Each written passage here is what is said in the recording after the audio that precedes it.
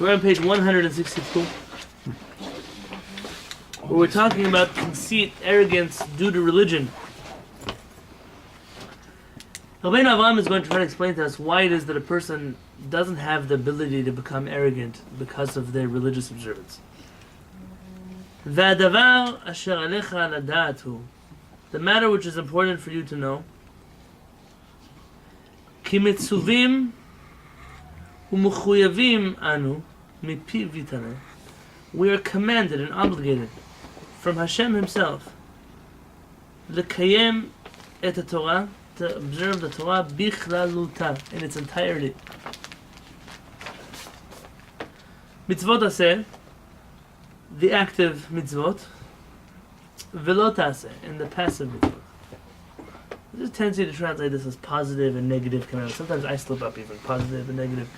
When you tell somebody there's such a thing as a negative commandment, it just comes off wrong. Comes out negative. And it doesn't even mean that. What does mitzvah taseh? Mitzvah taseh means something you do through action. It's something you do through action, meaning you do something. Mitzvah lo taseh means something which you desist, you hold back from doing something. Yeah. Therefore, it's not a negative mitzvah. It's simply a passive. It's an obligation for you to refrain from something. It's abstinence. Yeah. Abstinence, very good. So the term positive and negative is very, I don't know who came up with this. Yeah, but, well, it gives you the person in their mind the feeling that somehow you could do something wrong in the context of Torah, and that's not possible. Right. I mean, it would be a Torah obligation to do something negative. That's what it sounds like. Yeah. That's not what it means. We're obligated to observe all of the mitzvot. V'ata hayodea et ribui misparan. Said, I am certain that you know how numerous those mitzvot are. Uma mutar alecha lekayem mitochan, and what are you obligated to keep with? How many of them you're obligated in personally? A kohen is obligated in different mitzvot than a Levi. A Levi is obligated in Israel. Men and women are obligated in different mitzvot from each other. A person who's an adult is obligated in different mitzvot from a child. A person who's married has different obligations than one who's single. So on and so forth. And every person knows how many of those mitzvot are applicable to them, or should know how many of them are applicable to them. The thing is, there are a lot of mitzvot. I told you this last week. There's a bumper sticker that said, "Don't hate me because I sin differently than you." It's great. You know, it's almost like you bring this up in the Jewish community. I bring this up a lot, actually, with other people, and that is, you have these certain mitzvot that they define for a person. What is a religious Jew? It's Shabbat, it's kosher, it's family purity. I don't even know how you know if people observe family purity. They always say, do they keep the 3 mitzvot? I don't know. How am I supposed to know if somebody observes family purity or not? I have no idea. I never asked. They wear a necklace. I'm not sure exactly how it is. You would know such a thing. By shaking their hand. People will say, oh, somebody who wears a kippah and tzitzit is religious. Somebody who doesn't is not religious. I have all kinds of tests that they put on people. No, are Shabbat and kashrut big mitzvot? Absolutely. But if someone just keeps Shabbat and kashrut and nothing else, how come they're religious? But the one who keeps 610 mitzvot happens to be not Shabbat and kashrut. They're not religious? And when you bring this up with somebody who's Orthodox, someone asked me yesterday, am I an Orthodox rabbi? I told them no. Why? Someone's going to make a good YouTube clip out of this. I'm not an Orthodox rabbi. I don't prescribe to the Orthodox Jewish politics. I never was part of that movement. I may have studied in such institutions, but I'm not a rabbi. If I affiliate with any kind of movement, it would be a Sephardic movement of old, not even the current one. And in the whole point that we didn't have denominations, Rabbi observes the Torah. We are Torah observant. So when I told this person I'm not Orthodox, I said, oh, so you don't wear a kippah every day? I said, that's your assumption, that a rabbi who's not Orthodox doesn't wear a kippah every day. I said, I'm a Torah observant Jew, and Orthodox Jews do X. Is it halachically that they have to do that? No. I don't do those kind of things that Orthodox Jews do. There also are things that Orthodox Jews don't do, that I would do, and I don't buy into this realm of politics. That's probably not good for me to go around and tell people I'm not Orthodox, but it worked for the conversation. You could say I'm more observant than most Orthodox people. Oh, so you're ultra-Orthodox.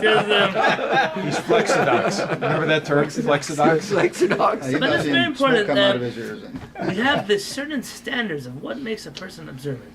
But is it up to any human being to judge how from or not somebody else is? It's not. It's up between you Though and there are Hashem. times where we must judge. I mean, we have to know at a certain point Within your gates. what is a person not. But if I know there's a person in my community that struggles with a certain avera, and other ones they're doing better than other people do. So that makes them automatically not religious. I don't feel that's true. And I'm saying it's not true. I mean, we are obligated in all of the mitzvot. So you're so holy because you keep some of them that guy doesn't keep. Is it possible that he keeps mitzvot that you don't? Yes, right? So who told you that the mitzvah and the 10 commandments of respecting your parents is more important or less important than the mitzvah of observing the Shabbat? Who told you? Who guaranteed this to you? How many people do I know became observant and kept Shabbat on the framework, on the foundation of disrespecting their parents? How many people do I know like that? How many people do you know like that? That the moment they became observant, their family went out the window. It doesn't mean Hashem tells us you must respect your father and mother because I am Hashem your God. So rabbis really told us, meaning between listening to your parents, listening to Hashem, you listen to Hashem because they are also obligated to listen to Hashem. So if your parents say, "Hey, have some pork chops with me," it's not a mitzvah to have it with them because they also have to listen to Hashem and not eat it. But between that and absolutely disgracing one's parents, embarrassing them and making them feel terrible because of who they are or what they're not, how many people do I know like that? And sometimes it comes from an insufficient knowledge of Judaism. Somebody becomes observant and go home, they won't even have a glass of water in their parents' house because the glass isn't kosher. But see, in the 1 week it took them to become observant, nobody bothered to tell them that water is never not kosher and the glass can never be not kosher. And at your parents' house and it's cold, that means even if it wasn't a cup that says Porky the Pig on it, and in there they have pig stew, but right now there's only water inside of it, that cup would still be a kosher cup. They don't know. So it's on this false religious pretense that they're disrespecting their parents. It's funny, but this is the truth. People, I mean, if you knew, I tell you, I was in Cafe, I'll tell you the name of the place, Cafe Aroma in Yerushalayim, in the Mamila Mall. And I've seen it. Didn't eat there. Somebody from San Diego came to Israel. They took me out for lunch. I don't remember even who they were. Okay, so I was sitting with them, and this Israeli lady asked me if she could come speak to me. Yes, I said, "Are you a rabbi?" I said, "I am." I said, "There are a lot of rabbis here in Yerushalayim. You need a phone number? Can Rabbi Pearson?" Hashem must have put you in my path to speak to you. So she pulls up a chair, her and her husband, and they're an elderly Sephardic couple from Dimona or Beersheba or somewhere down south. And their son had wanted to become observant and go to yeshiva. They said, "Hey, they're not against religious observance; they're just not religiously observant." So they paid for their son to go to yeshiva. He's been in yeshiva all of 3 months, and 3 months. And they came to visit him, and they really felt that it was something special for them, that they wanted to support him as much as possible. And part of that is they knew that even though Israeli kids don't wear suits, but in yeshiva everyone wears suits. And they went and they took him suit shopping to buy a very nice suit for Shabbat, and one for weekdays, and another one for Yom Tov. 3 suits. Now most Israelis don't even own 1 suit, you should know. Wow. Israelis don't wear suits, but they felt they should go out of their way for their son to make him feel comfortable. So that was in the beginning of the year. Now they come back 3 months later. And they came to see him, and they noticed. If I could make up such a story, I would tell you. But this is so original that I can't. It's a good one. he had cut off all the buttons from the suit. Why? He's Amish? Well, I know what That's Amish what they do. They don't wear buttons. He cut off all the buttons. So like all of these buttons, he cut them off. The one on the side? The one on his collar that he doesn't button, he cut it off. And they said, "What did you do to this suit? We bought you such an expensive suit." He said, "Mom and Dad, in Yerushalayim, there is an eruv, but my rabbi doesn't hold of this eruv.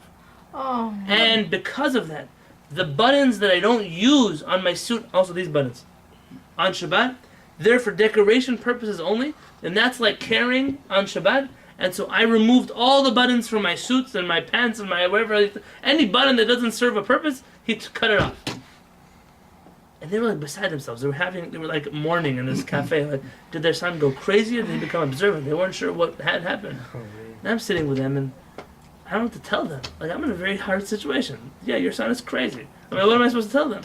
He's not on He's a new yeshiva. rabbi. Well, He's he's, around taking, you. he's taking bad advice from And we crazy had rabbi. this conversation and it hit me. How much tsar could you cause your parents if he was observing the Torah mitzvah and he's right and so then I'd have to explain to him, listen, your son's right and there's an opinion that holds like this and but this is not even a thing. This is not even maybe now is a thing. I don't know. Maybe it's a new thing. People are cutting their buttons off the suits. It could be. Yerushalayim. Not But- new. But what do you tell A such long parents? time. All I can tell such parents is there's a rabbi in this yeshiva who clearly has no understanding that There's one of the Ten somebody- Commandments is respecting your parents, and that having buttons on your suit on Shabbat is not a problem. But he was holding that the buttons was carrying Correct. Yeah. because they were not within the. Because now within the They're area of it, definitely- They're not they didn't serve a useful. purpose. They're not using them to actually button Yeah. the coat. They're just like the decorative ones. You know, like they teach The you when you buy a suit, you only button the top button. You don't. Right, button, they have like the last etiquette, which buttons you button, what you don't button, how you button. So he held all the ones that were useless in his eyes. He had to cut them off. That's carrying. So he's disrespecting his parents, but he's not even for a mitzvah. This comes from absolute ignorance, from a boorish Shtuyot. approach to. That if his rabbi really told him, his rabbi is also an ignoramus. What can I tell you? But this is what. There's so many mitzvot that we have to keep. So you know them already. ולא יסתפק אדם ישראל בקיום מקצתן. A Jew may not be satisfied observing some of them, ויזניח את השאר, and ignoring the rest. שהוא חייב בהם, the rest he's obligated them. והוא שאמר ייתן, that's what Hashem said, מי ייתן, who would give, והיה לבבם זה להם ליראה אותי ולשמור את כל מצוותיי כל הימים. Who would cause that their heart would remain this way to revere me and to keep all of my commandments all the days? ותבין, understand, אומרו את כל מצוותיי וכל הימים. He's saying all, not some, to keep some of my mitzvot, to keep all of my mitzvot, Hashem is asking. ועוד רבים כאלו בתורה, there are many פסוקים like this in the Torah.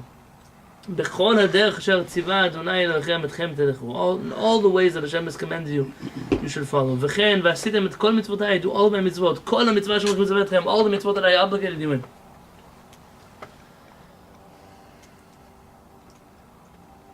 ואם נניח, and if we assume for a moment, שעושה פלוני כל מה שהוא חייב בו, ממצוות עשה, that פלוני, what is פלוני? Joe Blow. Yeah, Joe. Joe Ploni Schmo. is Ploni Almoni is the Hebrew term for John Doe. Fulano de tal. Yeah. Fulano de tal is in Spanish. Okay. Same thing. Very good. What do you call it? Well, Fulano de tal. Fulano de Tal. Is it Greek, Poloni? Well, if Fulano is in Fulano, Italian, so this word must not. It's in Tanakh. I'll tell you, the word Ploni Almoni is a name in Tanakh. Really? Yeah, sure, you remember him. I don't. Put it in Great your book of Google Ruth. browser. Ploni Almoni, you'll find some interesting stories.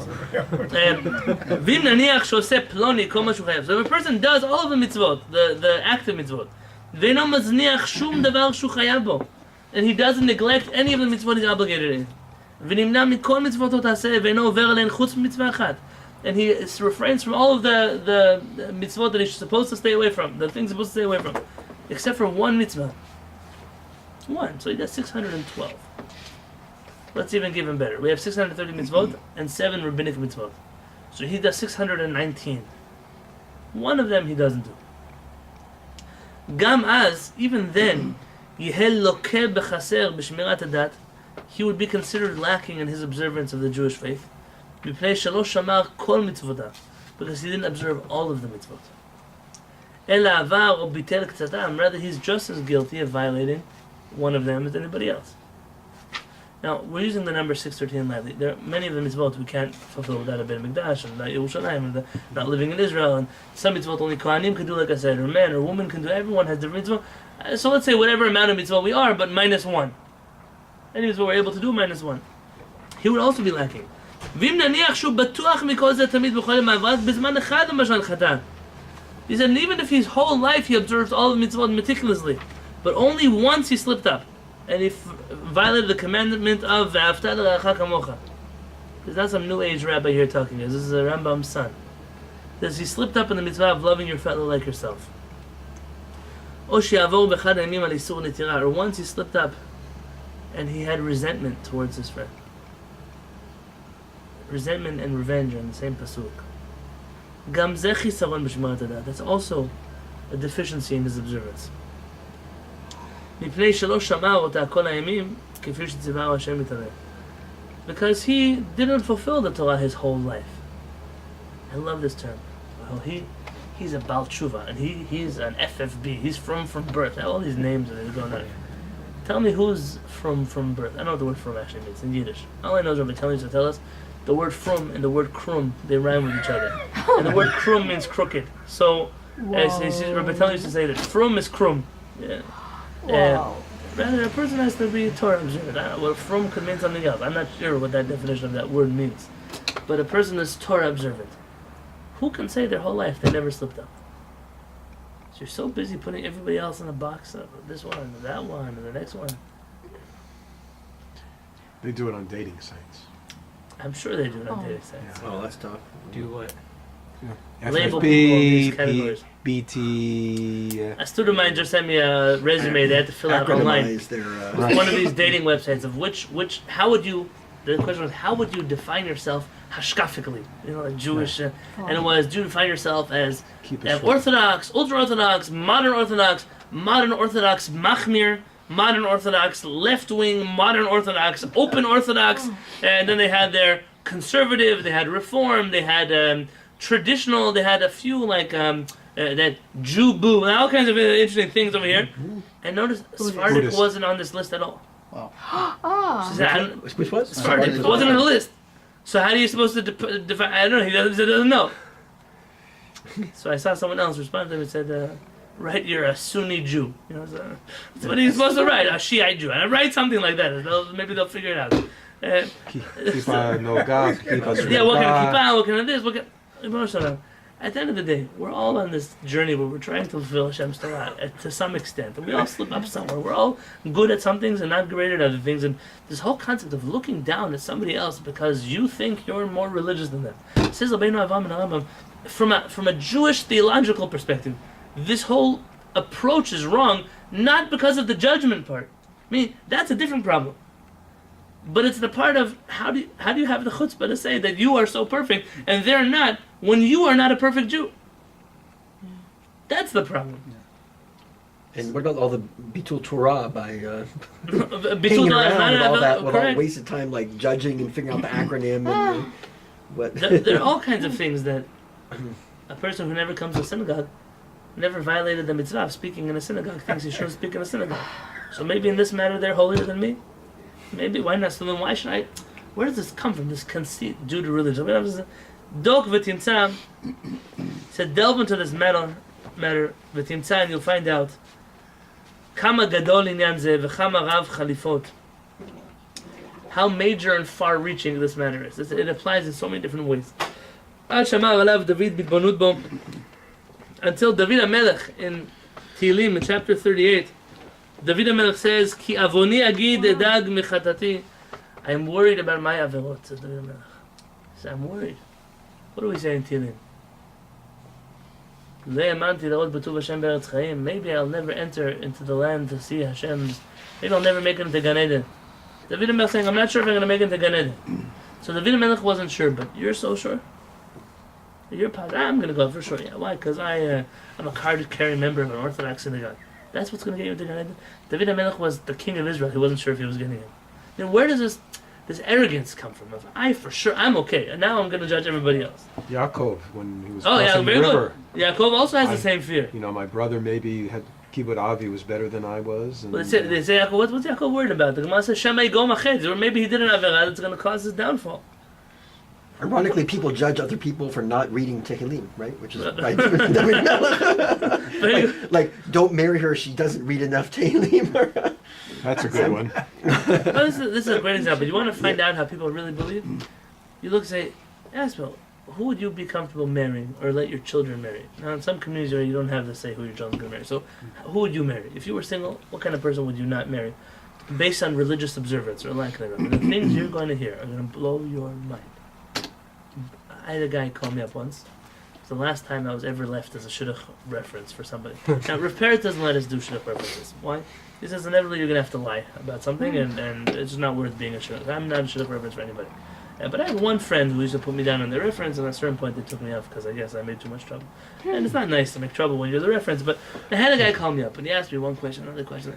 He says, you know, this boy, when he goes to the shelf to study Gemara, which commentaries does he take down from the shelf to learn Gemara with?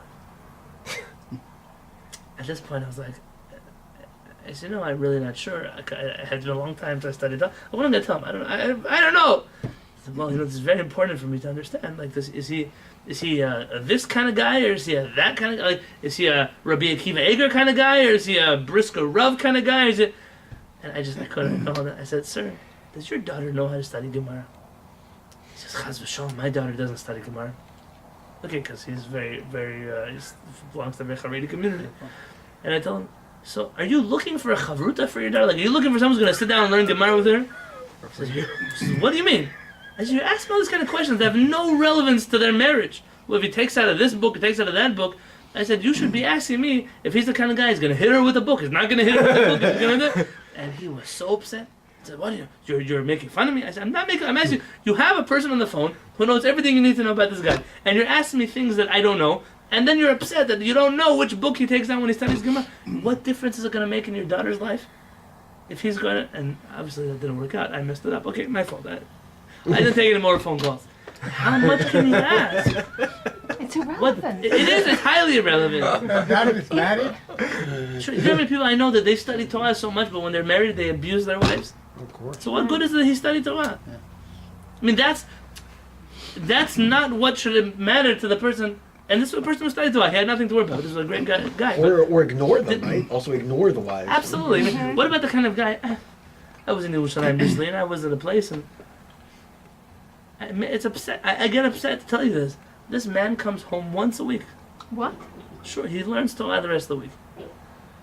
And there are some people who have such a... There were, in biblical times, we had to Gemara times, we had Rabbi Akiva, but they arranged this with their wives. There was some kind of agreement that I want you to go study Torah. Listen, I don't find that to be an ideal Jewish relationship. But if that's what the couple wants, Shalom Yisrael, you could do whatever you want. Just like if they want to go to Hawaii for 3 weeks, they make those choices anyways. But the guy is he's not home. He's not home to help his wife. He's not home to raise his kids. He's not home to make money. He's not home. He's good for nothing. It's all in the sake of he wants to be a Talmid Chacham. But Talmid Chacham like that, you don't need Is it such an extreme standard to be a Talmid Chacham that you have to... Rabbi, No, For to your the life? contrary.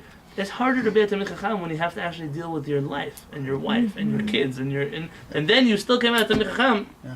The Rambam said learn half the day and work half the day. There's a famous Hasidic Rebbe whose name I won't respond. And a lot of people here respect him, and he passed away maybe 200 years ago. Baba should be against this kind of thing. Okay, I did talk about it. I'm not talking about the Lubavitch Rebbe. I will rule him off my list. And at his funeral, his wife said, I didn't know my husband, but I heard that he was a very holy man. Oh, please. Wow. It's the worst. You hear that kind of stuff? I didn't know my husband, and people tell me the story like, you see, that's how holy he was. His wife didn't even know it. That's not. Okay, listen, I'm nobody to. It's a big famous. If I would tell you his name, you would fall out of your chairs. I can't tell you his name. Many of you here in You this live room. in San Diego? No, it's 200 years ago. Not in San Diego. But so There was no San Diego 200 years ago. our parents' rabbi was Rav Shach. Rav Shach was a big tzaddik. And once one of the guys in Shiva was learning day and night. I said, "What are you trying to do?" He says, he tells the guy, "So I want to learn Torah like Rav Shach." He said, "If you learn Torah like Rav Shach, you're going to lose your portion in the world to come." Oh, yeah. I said, "What? How could you say such a thing? He wasn't here, Rabbi." He said, "Rav Shach was a brilliant Talmid Chacham who lost his entire family because he cared more about Torah than about his family." He said, Rav Shach's grandchildren are not religious. He was the greatest Lithuanian Rosh Yeshiva the world ever had. I'm not here to put down Rav Shach. He said, Rav Shach had his own calculations with Hashem, but it's a bad model to imitate.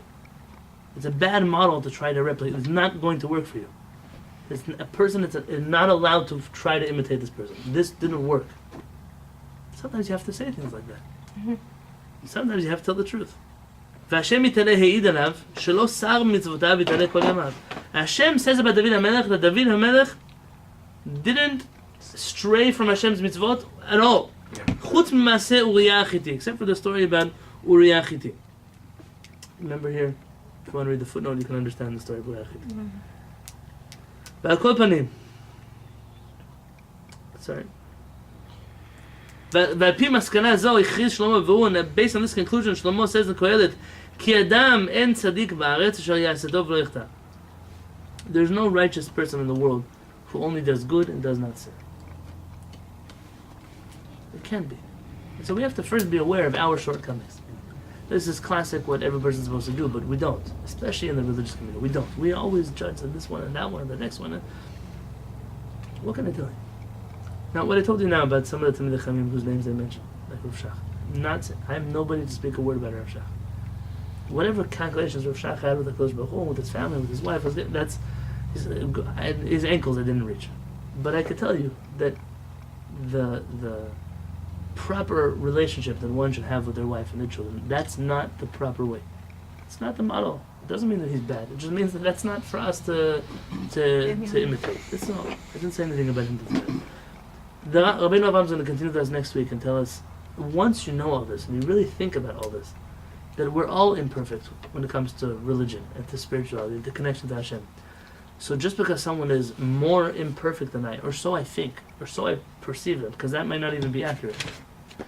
So this elitist attitude that I come with, this patronizing attitude of I'm better than you, or I know more than you, or it's entirely a flawed concept. Not, and understand, not because of the elitism that comes with it, not because of the arrogance that comes with it, but because the whole premise on which it stands is false.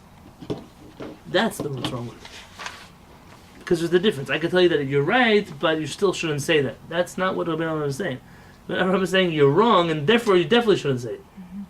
And this is a very different place than what you hear. You hear other people say don't judge, this, but the place they're coming from is from a place of don't judge. Meaning you could judge, but don't do it. Rabbi Yonatan is saying no, you can't even judge. It's not even accurate what you're talking about. Okay, so we'll continue this next week.